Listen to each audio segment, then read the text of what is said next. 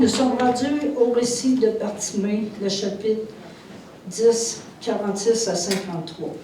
Si on commence avec le verset 46, « Ils arrivèrent à Jéricho, et lorsque Jésus en sortit avec ses disciples,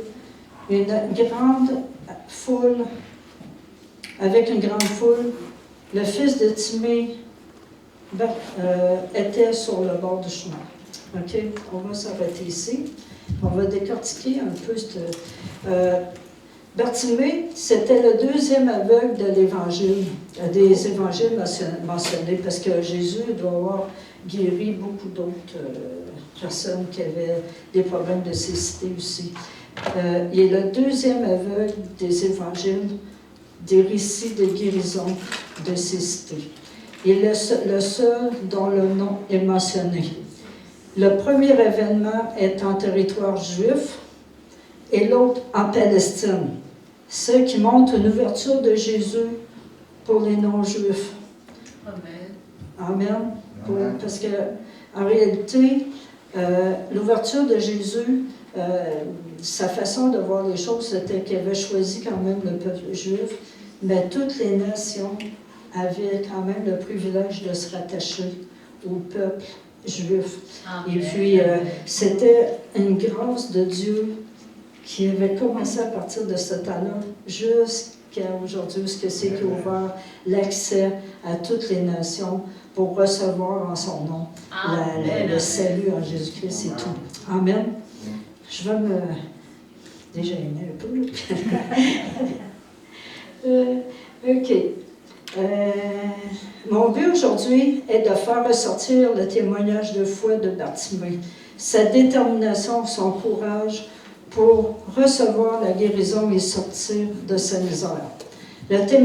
Son témoignage de foi est teinté d'espoir, de miséricorde de la part de Jésus-Christ et pour nous aujourd'hui nous redonne et nous rappelle les outils dont nous disposons pour obtenir les bénédictions promises.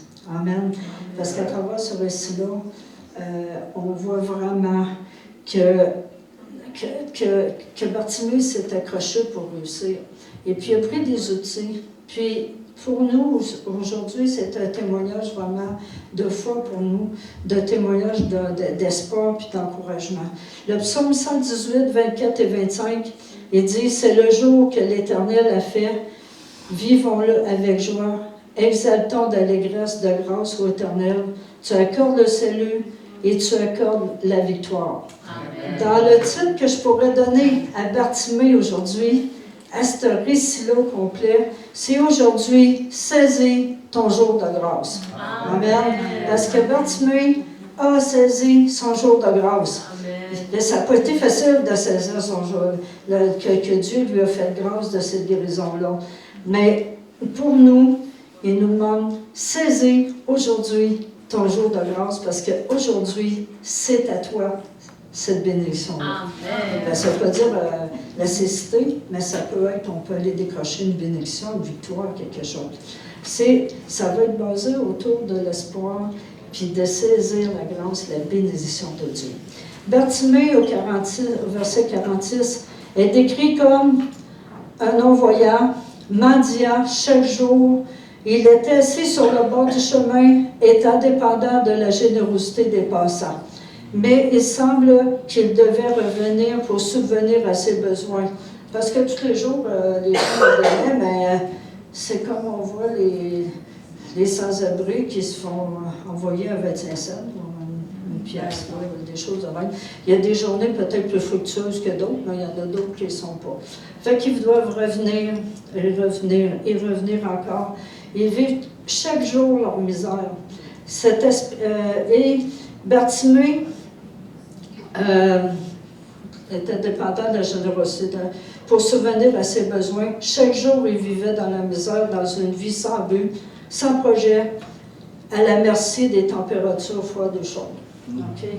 Si on se fait une image, on peut voir un peu les sans-abri qui vivent le froid et les misères. C'est pas évident. Et puis, Bartimée, comme nous autres, on garderait à chaque jour de vivre toujours en même place, sur le bord du chemin, demandé 25 cents, une pièce. Je ne sais pas, mais au bout d'un an, 2 ans, 5 ans, on trouverait peut-être la vie pas tellement plaisante.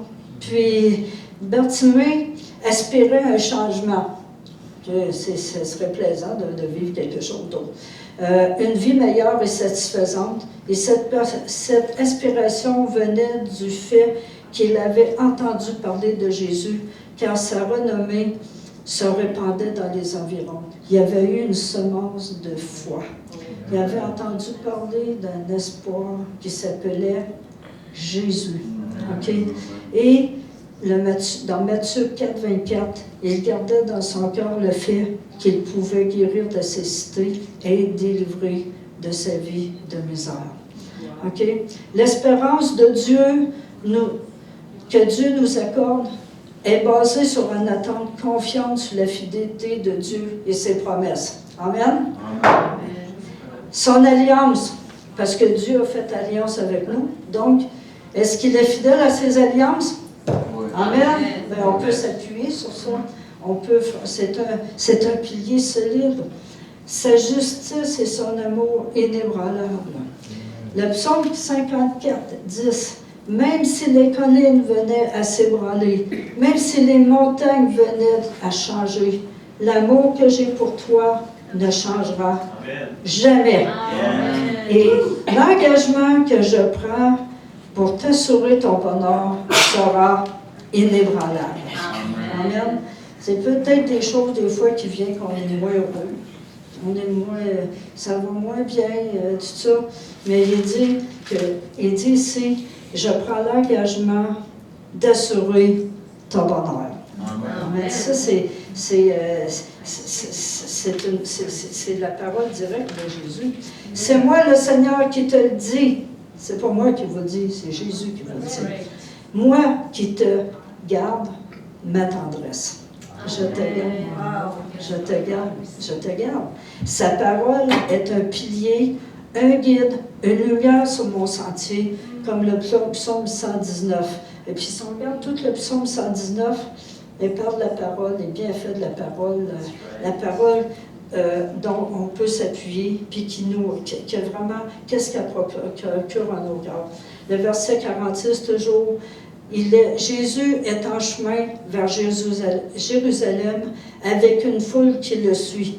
Son trajet n'est pas le fruit du hasard. Jésus n'a jamais marché n'importe comment. Il priait son Père, puis il le dirigeait dans le jour. Et puis, il faisait toujours selon ce que la volonté de son Père, puis qu'est-ce que c'est que Dieu avait déjà tracé comme projet pour la journée. Et Jésus, il se retrouve vers Jérusalem, à Jéricho, dans un endroit où qui est quand même palestinien, qui n'est pas très... c'est un peu hostile, parce que c'était quand même dans la ville de Jéricho, puis les Juifs avaient détruit la ville de Jéricho, fait que peut-être qu'ils n'aimaient pas tellement, mais Jésus devait passer par là.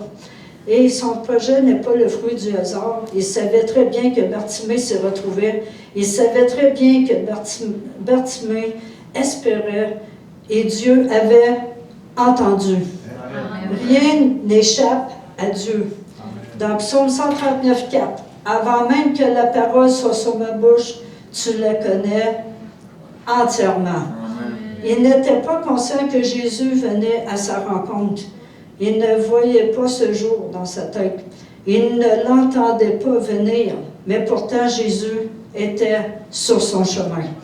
Amen. Il marchait vers lui, même s'il restait à attendre ce jour dans le noir. Il persévérait malgré tout. Jésus se dresse sur son chemin dans un but de rencontrer Bartimée. Dieu ne se laisse pas surprendre par les événements de ta vie. Parce que Dieu n'a pas un hasard dans ta vie. Il n'a pas un hasard pour chaque journée que tu vis. Parce que Dieu les a écrits dans un livre chaque jour que nous allons vivre. Amen. Nous, on peut être surpris des événements, mais Dieu n'est pas surpris de ce qui nous arrive. Et Dieu prépare Il peut pas, il prépare nos sentiers, OK? La parole est là pour éclairer nos sentiers, elle est là pour nous éclairer dans nos voies, nous aider à prendre des décisions, mais il n'est jamais surpris par ce qui nous arrive. Nous, on peut être surpris, mais, je dis on peut être surpris, mais dans le fond, c'est que quel moyen qu'on peut prendre pour se préparer notre journée? Y a-t-il quelqu'un qui peut me dire? Quel moyen qu'on peut prendre pour... Quel moyen qu'on peut prendre pour préparer notre journée, pour que Dieu prépare notre journée, pour qu'on soit moins surpris, moins écrasé, moins... La prière. Après ça, il y a la parole aussi, la lecture de la parole. Et Dieu nous... si on lit la parole régulièrement, puis on va lever, puis on va lire un verset, puis on va dire, ça me disait matin, vraiment, ça m'a touché, ce verset-là. Tu sais, ça m'encourage, ça me fait du bien. Pourquoi? Parce qu'il avait préparé le sentier. Il avait déjà écrit dans un livre tous les jours qui m'étaient destinés. Dieu sait le prochain tournant qu'on va vivre. Il sait quelle sorte de montagne qu'on va avoir à gravir. Il sait toutes ces choses-là. Mais Dieu veut nous préparer pour chaque circonstance qui arrive, qu'on soit prête. Mais il faut être à ses pieds. Il faut être à l'écoute. Parce qu'il y a des fois ce que c'est que, j'aurais dû écouter, ça me le disait. Ça me le disait de prier. Mais je ne savais pas pourquoi, mais le Saint-Esprit, dans la parole, nous dit qu'il nous aide dans nos prières, puis qu'il nous dirige nos prières. Et puis qu'on peut même, par le parler en langue, tout ça, on ne sait pas qu'est-ce qu'on prie, on s'édifie, mais aussi on peut prier pour des choses spécifiques, soit pour nous ou pour une autre personne. Mais Dieu prépare. Et il y a des fois, j'avais un petit sentiment dans mon cœur, c'est-à-dire, c'était un petit peu, je ne dirais pas pesant, mais c'était un petit fardeau. Puis, ça restait comme ça, puis au courant de la journée, il est arrivé des choses, puis je disais, j'aurais dû écouter. J'aurais dû m'arrêter, puis dire, je prie pour ça, je ne sais pas c'est quoi. Je ne sais pas si ça vous est arrivé, ça l'arrive, mais il y a quelque chose qui dit, prie. Mais prie, c'est comme, il y a quelque chose qui dit que, mais il y a des fois, quand ça arrive, je vais dire, non, c'est quoi qui va arriver? Mais c'est pas toujours mauvais non plus. Mais, il nous prépare nos sentiers. Amen. Et Bartimée a eu la visite du Seigneur, puis c'était pas un hasard. Dieu avait déjà prévu avant même, puis il était déjà en chemin avant même qu'il le sache. Et des fois, comme Bartimée, il semble que l'attente tarde parce que nous ne voyons pas venir en son secours, une réponse, et que rien ne semble bouger ou changer. Il prépare un plan. Il est à l'œuvre, il ouvre nos yeux pour voir son œuvre sur notre vie. Et comme le pasteur disait tantôt, bien souvent, on peut être aveugle pour qu'est-ce que c'est qu'il est en train de faire dans nos vies. On ne voit pas l'œuvre. Pourquoi? Parce que, à l'occasion, parce que notre misère ou nos difficultés nous embrouille les yeux, nous soucie de la vie. Et puis, au lieu de voir que je vois une percée, je vois quelque chose qui s'en vient, eh bien, on ne le voit pas du tout. On voit juste le point noir sur la page, puis le reste, on ne voit pas. Donc, il est important d'être à l'écoute du Seigneur, et puis il est important de ne pas se laisser submerger par les difficultés, les épreuves qui nous emmènent à dire, au lieu de confesser, je puis surtout par celui qui me fortifie. Je veux rentrer dans la grâce de Dieu, le support du Seigneur. Je veux prendre comme appui, comme solide fondement. Eh bien, on peut arriver et dire, ça ne marchera pas. C'est toujours demain, ça va rester comme ça. Amen. Est-ce qu'on veut être sur l'autre côté ou ce côté-là, ce que c'est qu'on dit, je vais continuer, je vais foncer. Comme Bartimée qui a dit, eh bien, je vais rester sur le bord du chemin, mais je vais garder dans mon cœur qu'est-ce que j'ai entendu parler de lui. Et si on entend parler de lui toujours, on va garder dans notre cœur des promesses, on va garder des solides fondements, parce que c'est quelqu'un, s'il arrive des choses, on ne se laissera pas brouiller les yeux, puis dire, je ne sais pas, ça ne marchera jamais, puis tout. On va prier, puis on va dire, Hey, gloire à Dieu, je peux me relever grâce à cette puissance. Puis, je peux tout par celui qui me fortifie. Amen. Bartimée est le portrait type de celui qui ne connaît pas Christ. Il vit dans la misère, vivant le fardeau du péché, lié par les différentes addictions pour combler l'insatisfaction, et il s'enfonce de plus en plus dans la misère et le désespoir. C'est écrit dans Éphésiens 2 au complet, si vous lisez tout le chapitre dans qu'est-ce que c'est que nous aussi, on était dans ce monde-là, ou ce que c'est que ce monde nous apportait que des misères, puis des choses qui détruisaient notre vie. Amen. On avait besoin d'une rencontre de Jésus-Christ dans notre vie. Amen. Chacun de nous, on avait besoin de ça. Bartimée gardait dans son cœur le fait que Jésus pouvait faire quelque chose pour lui. Amen. Et puis ce monde aussi peut recevoir aussi la bénédiction d'être inclus aussi dans le corps de Christ puis de recevoir les bénédictions. Celui qui se confie à l'Éternel reçoit les bénédictions de sa grâce, de ses bienfaits, procure un rafraîchissement, une nouvelle vision, un souffle nouveau, un nouvel objectif, une espérance qui donne force et victoire en toutes circonstances. Amen. C'est ça le Dieu qu'on sert. Puis il nous sort de notre misère pour nous offrir toutes ces bénédictions-là. Amen. Se rappeler de Lamentation 3:23, que sa bonté se renouvelle chaque matin. Nous pouvons fuser de nouvelles réserves dans ses bienfaits. Il ouvre la vanne de bénédiction. Nous recevons un grand réconfort qui nous pousse à croire au Dieu de l'impossible. Amen. S'attendre à Dieu chaque jour. Le jour où on ne s'attend plus à Dieu, eh bien, on est en train de couler. Mais il faut s'attendre qu'à chaque jour, il y a une promesse, il y a une bénédiction, il y a une restauration.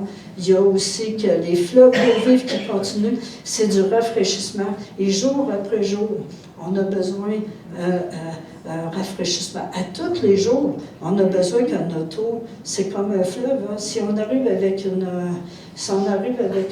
eau stagnante, eh bien, c'est pas rafraîchissant, les bactéries commencent, puis c'est vraiment très... Mais il faut aller se nourrir, il faut aller chercher l'eau vive quotidienne à chaque jour pour renouveler en nous cette vitalité-là, les bénédictions. Nous vivons un grand réconfort qui nous pousse à croire au Dieu de l'impossible. Amen. Et il met en nous un désir nouveau des projets de paix, d'avenir et d'espérance. Il nous a dit qu'il nous donnait un avenir et de l'espérance. Il entend que j'avais sorti quelque chose. En tout cas, c'est... j'ai sauté quelque chose, mais c'est pas grave. Fait que c'est l'espérance de ce monde, basée sur rien du tout. C'est le hasard, sur le peut-être. Puis on va se croiser les doigts, puis on va penser que les choses vont changer. Sauf que la base de l'enfant de Dieu est basée sur les faits, la vérité de la parole de Dieu. Et c'est ça, les bénédictions, elle est basée sur des choses solides, que son alliance, sa justice, son amour, elle est inébranlable. C'est pour ça qu'on n'est pas ébranlé toujours continuellement, comme le monde qui vit. On va espérer, on va penser peut-être qu'ils se basent sur rien du tout, ils n'ont aucune espérance. Ils restent dans leur misère. Mais Dieu veut nous sortir mais on peut vivre aussi des misères chrétiennes, nouveaux chrétiens aussi, mais Dieu nous demande aussi de s'en libérer. OK. Donc, le monde n'a pas d'espérance vraiment. On va mourir, puis peut-être qu'on va aller au ciel. Peut-être que... Mais nous autres, on peut dire, je sais à qui je crois. Amen. Je sais que ses promesses sont oui et amen.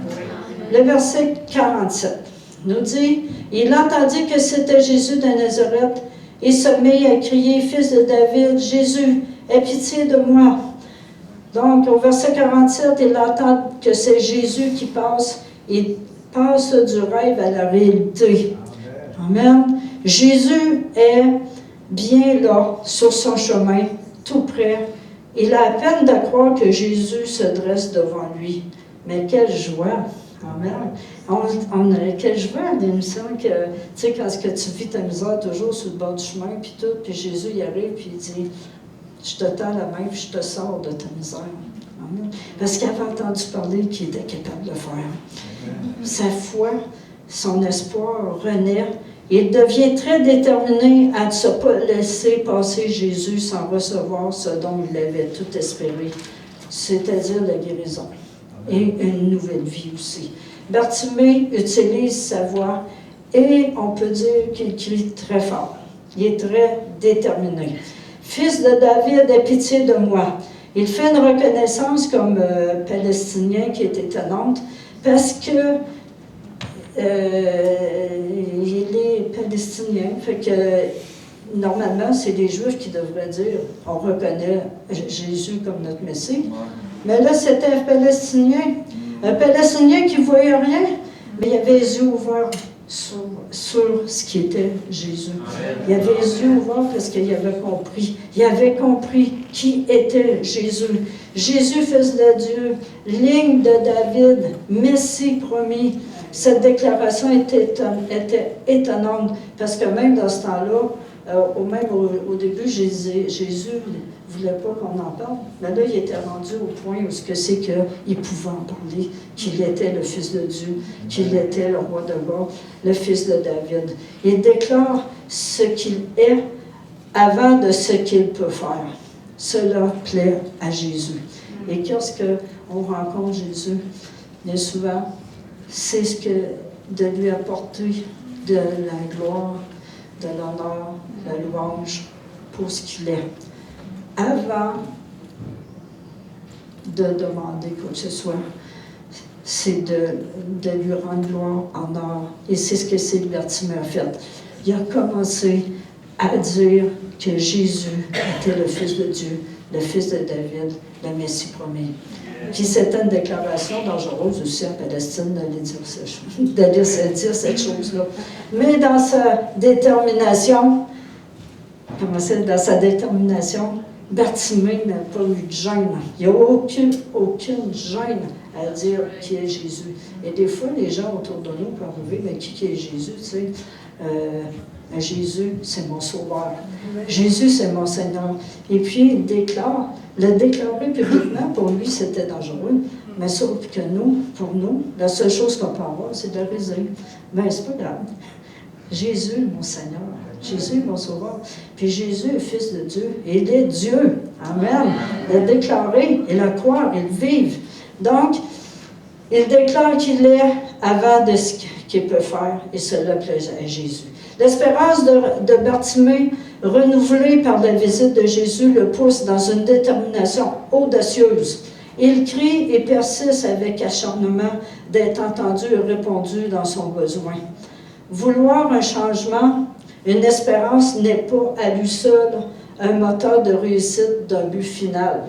Parce qu'on peut vouloir changer notre vie, changer des choses dans notre vie, puis rester assis sur notre siège, puis dire, bon, il faudrait bien.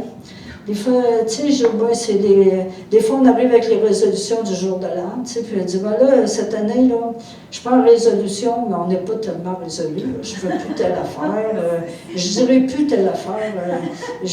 On a beaucoup de choses qu'on pense, puis là, on sait qu'on les a, là, sont au-dessus de notre tête, puis ils sont dans notre tête, puis on dit, bon, ça, je vais résoudre ça, puis on emmène 10 comme ça, puis finalement, au bout de l'année, ça regarde. Là, il y a des choses qui n'ont pas été vraiment déterminées, résolues, puis c'est encore à recommencer. Seigneur, là, je recommence une nouvelle année, bien, je vais me résoudre à faire des choses-là. Donc, vouloir un changement, avoir l'espérance de changer de vie, de quelque chose, n'est pas seul le moteur de la réussite d'un but final. Il faut être vraiment déterminé. Ça implique une résolution et un plan d'action. Il faut bouger. Mettre en œuvre, pas juste espérer, mais se mettre à l'action. Bartimée n'a pas cherché à s'appuyer sur les autres pour parler à Jésus. Elle a dit, mais moi je ne peux pas me déplacer, vas-y, parle à Jésus. Veuillez dire que je suis aveugle, puis que j'ai bien de la peine de ça, puis je suis tannée, puis que ça fait longtemps que je l'attends. Mais il sait pas, il n'a pas demandé que les autres fassent les choses à leur place. Il dit la seule chose, il ne voyait pas, puis il n'était pas capable de se diriger facile, puis il n'était pas capable de courir de même.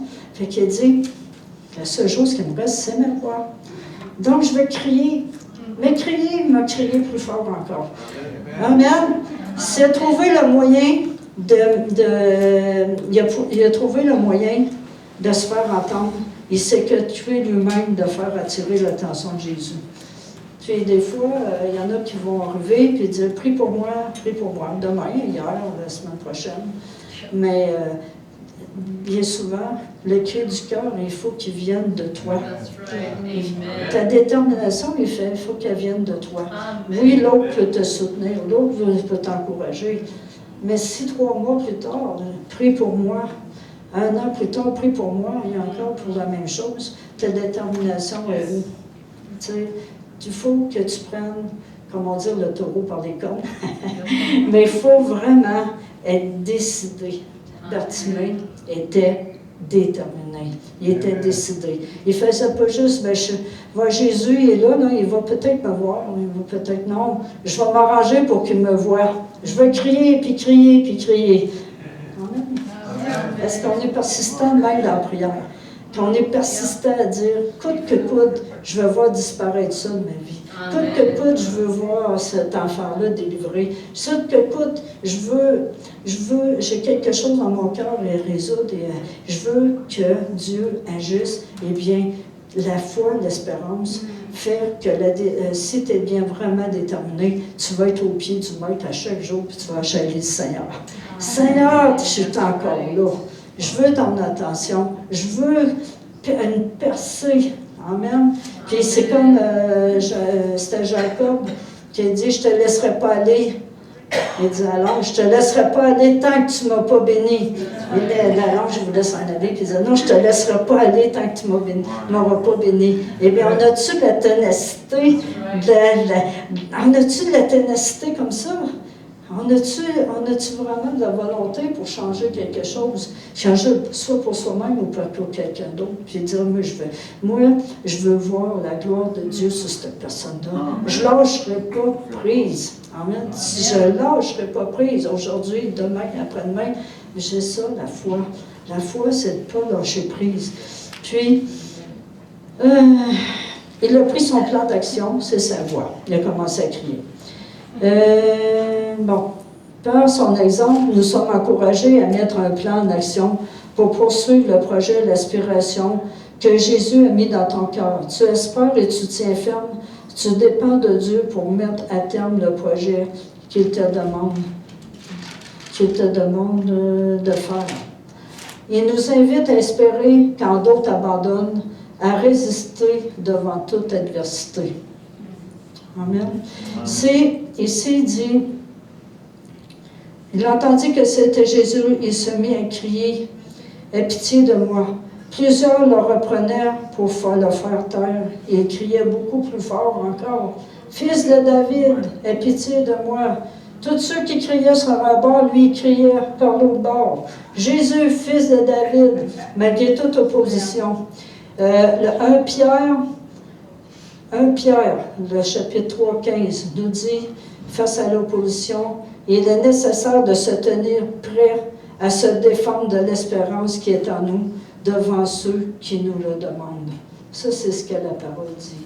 Et de se tenir prêt, fermement, et dire, moi, j'ai décidé de me battre contre ça.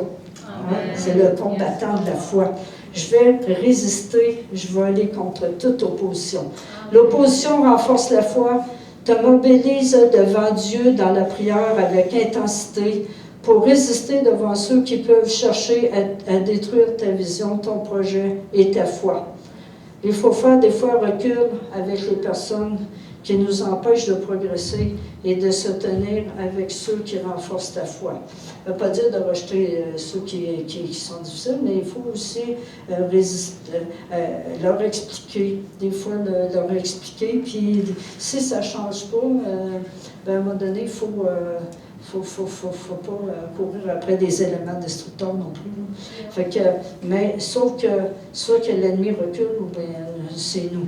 Éphésiens 4, 29, c'est dit que c'est une bonne parole apporte une bonne parole apporte c'est quoi je le cherche je l'ai pas ici. Hein? Un réconfort. Un réconfort. Une bonne parole. Il faudrait que j'aille le chercher. Mais une bonne parole, ça apporte toujours quelque chose de rafraîchissant, d'encourageant. Puis soyons de ceux qui vont, au lieu de faire taire les projets, soyons de ceux qui vont aider puis soutenir la personne qui tu sais, il y a des gens comme, je vais vous donner juste un exemple. La personne, elle veut sortir de son alcoolisme, mettons. Puis, qu'est-ce qu'on fait? Ah ben ça fait 3 fois que tu tombes, là. Ça commence à faire. Ça va être... À la prochaine fois, tu sais, mettons, c'est des paroles qui sont négatives pour la personne, décourageantes ou des choses. D'encourager la personne dans son objectif de changer sa vie, mais d'être des personnes qui vont porter comment est-ce que je pourrais dire, tu sais, je cherche le mot. Donc, c'est ça, c'est d'être positif, encourageant, puis qu'il faut, devant l'opposition, ben, écrire encore, sois tenace au-dessus, déterminé et ferme. Le verset 49, Jésus s'arrêta et dit, appelez-le. Ils appelèrent l'aveugle en disant, prends courage, lève-toi. OK. Bartimée fait face à l'opposition. Il voulait faire taire, mais il a persévéré et il insiste enfin. Le fruit de tous ses efforts fut récompensé. Jésus s'arrêta et l'appela. Quel soulagement soudain pour lui. C'est vraiment enfin. J'ai crié tellement, j'ai persévéré, j'ai cherché. J'ai une réponse de Dieu, j'ai quelque chose, il y a quelque chose qui bouge. Jésus s'est dressé sur son chemin. Il s'est dressé, il était à quelques mètres de moi, mais là, Jésus m'a entendu. Amen. Il dit, quel soulagement. Soudain, la foule, ou certains d'entre eux changent le langage et écoutent Jésus. Parce que tantôt, il disait, tais-toi, arrête de crier comme ça. C'était des éléments démotivateurs. Et le langage change et il écoute Jésus qui a une autre vision du besoin des gens, de la compassion à apporter, l'aide aux plus démunis. Il change leur manière de voir ce mendiant et adopte un langage de réconfort et de soutien. Lorsqu'on écoute Jésus, quand on écoute Jésus parler, nous devons changer notre manière de faire, de voir et de penser. On a besoin de changer notre manière de voir les choses. Parce que Jésus a une autre manière de voir. Il dit qu'il ne pense pas comme nous.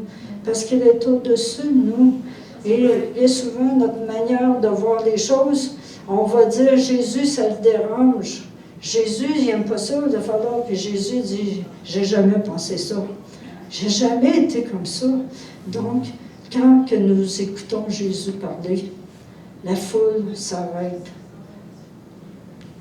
et change leur manière de porter. Il dit, prends courage, il t'appelle. Prends courage, il t'appelle. Et juste avant, c'est, tais-toi, tu déranges le maître.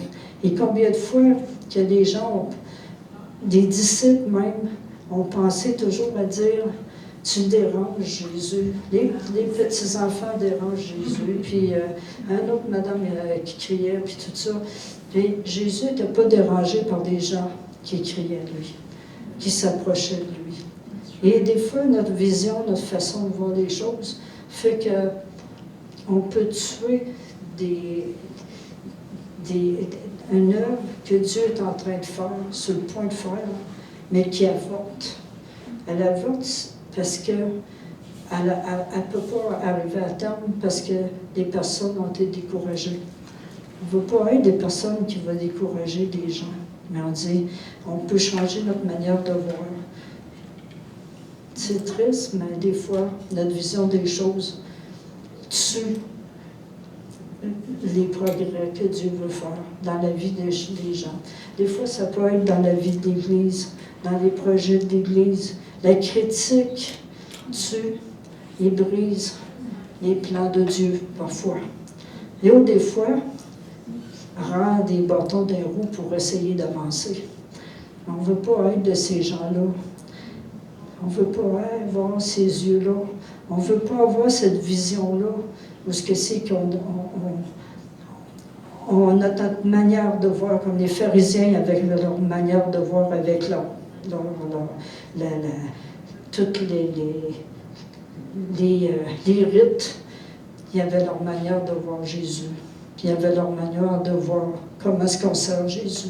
Il y avait les yeux bouchés, parce qu'ils n'étaient pas capables de voir vraiment comment Jésus voit les choses. Et des fois, on a besoin de prier pour voir comment Jésus voit la situation. De mettre les lunettes selon le cœur de Dieu. Si nous restons dans une mauvaise vision, nous tomberons dans la critique malsaine, autant pour l'Église que pour les gens du dehors, destructive et obstructive pour l'avancement de l'Église, d'un projet bien souvent qui ne viendra pas à terme parce qu'on l'aura tué par la langue. C'est pas ça qu'on veut. Amen. On veut être des gens qui vont dire, viens, il t'appelle. Et Jésus appelle des gens. Jésus nous appelle à être à entrer dans la moisson, à travailler avec lui. Mais il faut travailler avec lui, mais comme lui. Pas à la manière que nous autres on ferait. Parce qu'on choisirait peut-être, ben lui, il ne m'accepte pas, je ne l'accepte pas, il est trop comme ça, puis là, c'est pas mon goût. Dieu ne vous regarde pas à l'apparence, mais il regarde au cœur. Change mon cœur, oh Dieu. Change ma vision. Change mon amour propre que moi j'ai. Mais la mienne est limitée. Mais la sienne, elle n'est pas limitée. Change ma vision. Bartimée voulait voir, mais nous aussi, on a besoin de voir. Changer les choses, puis d'accepter de les changer dans notre vie. Certaines personnes ne peuvent pas comprendre le cri du cœur, ta vision, ton projet, ta souffrance. Persévère, car Dieu seul connaît ton cœur. Le cri du cœur sincère fait bouger les choses dans les cieux. Toi seul peux choisir de bouger ou de rester sur le bord du chemin. C'est aujourd'hui que Jésus passe près de toi. C'est Jésus, c'est aujourd'hui que tu dois saisir la grâce qui passe devant toi. Demain ne t'appartient pas. Il y en a qui peuvent être ici, puis demain ils sont plus là. Amen. Ça, c'est une réalité. Notre vie ne nous appartient pas. Mais si on fait le choix c'est à nous seuls de décider de notre destinée. Le chemin, aujourd'hui, Jésus s'est présenté sur ton chemin parce qu'il a vu ta misère. Il a vu ta difficulté, il a vu ta peine. Et saisis l'opportunité de suivre Jésus. Si tu ne l'as pas fait, et pour celui qui marche avec Jésus, si tu ne l'as pas fait, c'est le jour de grâce pour toi. Amen. Amen. Et pour celui qui marche avec Jésus, eh bien, c'est toujours le choix de rentrer dans le plan de Dieu pour ta vie et d'avancer victorieux dans ses projets. Il a pourvu le moyen pour gravir les montagnes qu'ont les pieds des biches. Okay? Parce que des biches, quand ils grimpent des montagnes, ben, ça lui prend des pieds spéciaux. Ben, il nous en a donné aussi. C'est une grâce de Dieu. Bartimée nous enseigne la détermination de se mettre en action.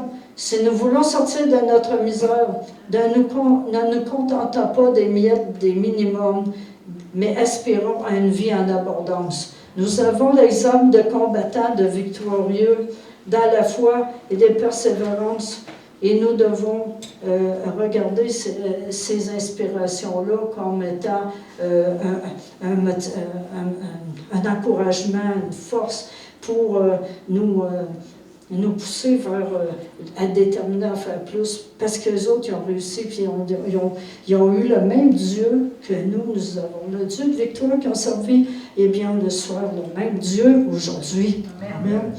Et on pense à Moïse, il a agité le bâton. Il n'a pas resté devant la mer, puis avec l'armée en arrière de lui, il a regardé la mer avec le bâton dans la main. Par obéissance, Dieu lui a dit, agite ton bâton, mets-toi à l'œuvre, fais un œuvre mets-toi à l'action, là, Moïse. Moïse, qu'est-ce qu'il a pris? Il a pris son bâton, puis sur l'obéissance, puis la foi, il a pris le bâton, puis la mer s'est séparée. Pourquoi? Parce qu'il croyait à son Dieu. Il croyait que Dieu pouvait faire quelque chose, parce qu'il y avait l'armée en avant, puis la mer en avant. Donc, prends ton bâton, c'est tout ce que tu as, mais Dieu va utiliser ce que tu as dans les mains pour faire éclater sa gloire. Amen. Il faut faire quelque chose. Tu as quelque chose dans tes mains, tu as une voix, tu as des talents, Dieu veut les utiliser. Prends-les, puis je vais faire éclater ma gloire. Crie ta détresse comme Job. Crie comme Bartimée. Seigneur, aie pitié de moi, lâche pas, parce que qu'est-ce qu'il y avait? Tu es en action, mais vas-y, fonce. Lance ta pierre comme David. David n'a pas regardé Goliath et dit ah, je ne sais pas ce que je vais faire. Non, il a dit avec foi puis avec assurance. Il a pris la pierre puis il a dit toi, tu vas tomber. Tu es l'ennemi de Dieu puis tu vas tomber. Qui insulte le Dieu des armées? Eh bien, moi, je n'accepte pas ça. Il s'est mis en action. Donc, on a agité le bâton, agité ce que vous avez dans les mains, crie ta détresse comme tu veux, comme Bartimée, lance ta pierre comme David, pleure comme un enfant, prie et chante comme Paul et Silas, qui dans la prison, qui louaient, chantaient et glorifiaient Dieu. Ils ont fait éclater la gloire de Dieu. Les murs, il y a eu un tremblement de terre, il y a eu la gloire de Dieu qui a éclaté. Pourquoi? Parce qu'ils étaient en action. Ils n'ont pas resté sur le bord des murs de la prison, puis rien dire, rien faire, puis pleurer sur leur sort. Ils ont commencé à louer. La louange, la prière attire la présence de Dieu, la puissance de Dieu. Et prier et chanter comme Paul et Silas. Glorifier Dieu. Chante des louanges pareilles que ça ne va pas bien ou que ça va bien. Daniel dans Fosse au lion a attendu patiemment le Seigneur qui vient avec eux, la persévérance et la fidélité de Joseph. Et puis on en a une liste où ce que c'est que ces gens-là se sont levés. Ils ont été des conquérants, des battants. Ils ont été des gens qui ont été déterminés, puis ils n'ont pas juste dire « Ah ben je suis dans ma misère ». Oui, j'ai le désir, j'ai une espérance, mais je veux me mettre à l'action.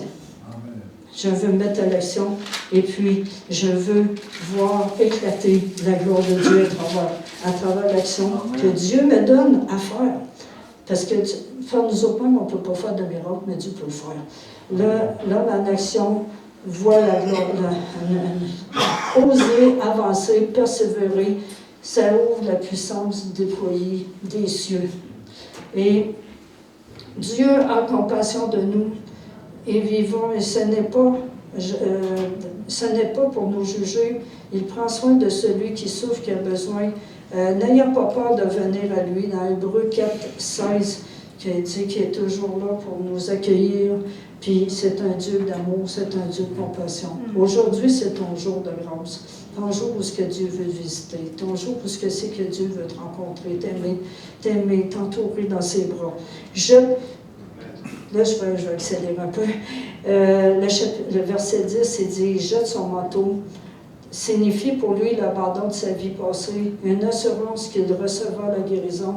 Il ne revient pas sur ses pas. Il veut tout se débarrasser de ce qui l'empêche d'avancer. C'était sa sécurité, mais sa sécurité était éphémère. Il ne voulait pas de sécurité. Dans sa course, il quitte ce qui pourrait le retenir ou lui faire une embûche.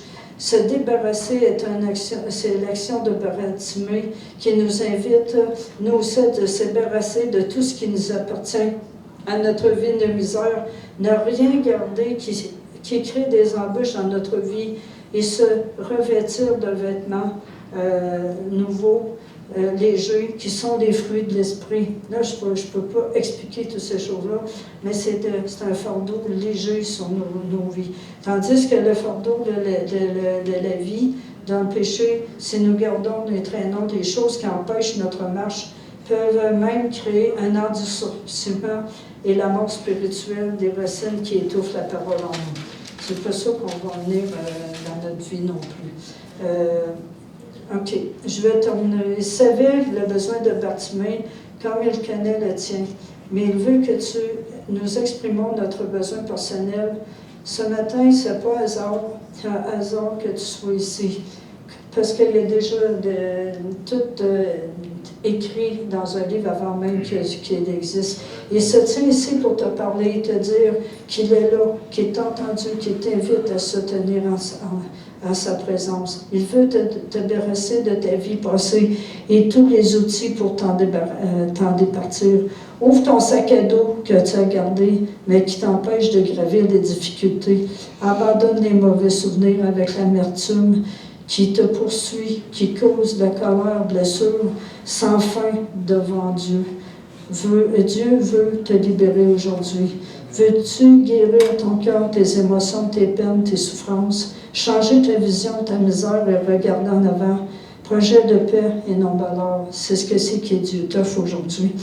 Bartimée est guéri et ne retourne pas en arrière. Il ne garde rien, qui s'y rattache. Son sac à dos, il est parti parce qu'il avait le bonheur de vivre avec une nouvelle vision, une nouvelle vie, un nouveau but. Et puis, il n'y avait plus besoin de rien de ça. Suivre Christ implique un engagement. L'abandon est un fait. De quitter définitivement quelque chose pour aller vers un autre but, traçant un trait absolu, sans retour, un nouveau départ. Il se joint à la foule et désormais à Jésus, à la foule et à Jésus. Il ne revient pas à ce que c'est qu'il était avant. Suivre Christ et l'unité dans le corps. Il voulait aussi faire partie du corps. C'est important que quand on suit Christ, on s'unit au corps aussi. C'est important. Donc, je ne peux pas élaborer dessus, Sophie. Là, je conclue. Aujourd'hui, c'est ton jour de grâce. C'est à toi de décider ce que tu veux faire de ta vie. Rester dans ta misère ou suivre Christ dans une nouvelle vie. Il te donnera une chance éclairée, un chemin éclairé pour prendre tes décisions. Pour cela, il te faut le désir du changement, l'espérance, la détermination et un engagement à suivre Christ avec l'ensemble du corps. Passe du rêve à la réalité et saisis le jour de grâce aujourd'hui que Dieu te donne, cette opportunité. Amen. Et c'est tout ce que j'avais à vous dire.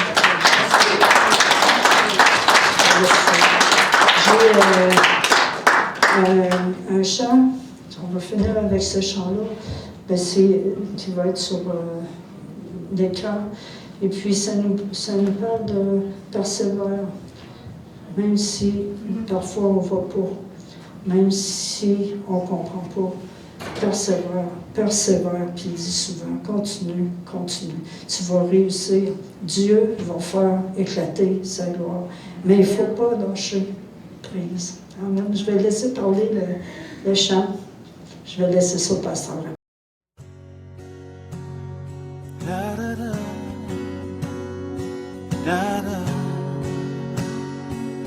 Oh, si Dieu a mis un rêve dans ton cœur, écris-le, garde-le comme un trésor. Quoi qu'on dise, protège la vision avec passion. Oh oui, quand tu sais de tout ton être que ce rêve ne vient pas de toi, même si tu ne vois que le contraire. Persévère, oh oui, persévère, persévère, persévère. persévère, car sa parole, elle s'accomplira.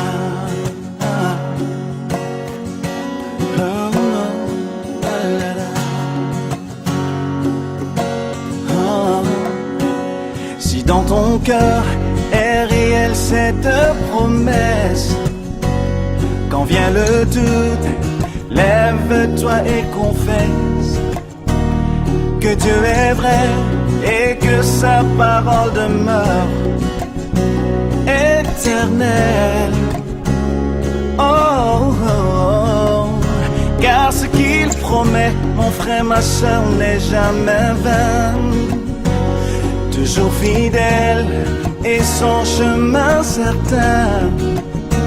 Même si les choses semblent n'aboutir à rien, persévère. Oh, oh, oh.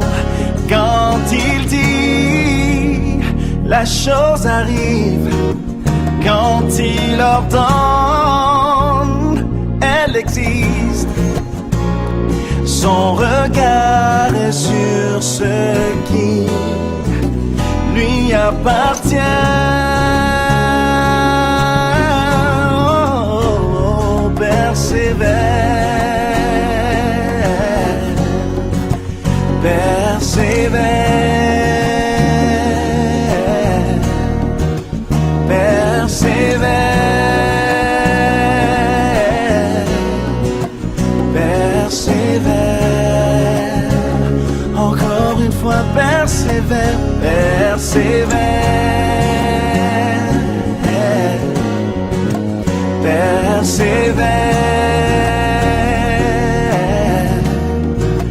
persévère,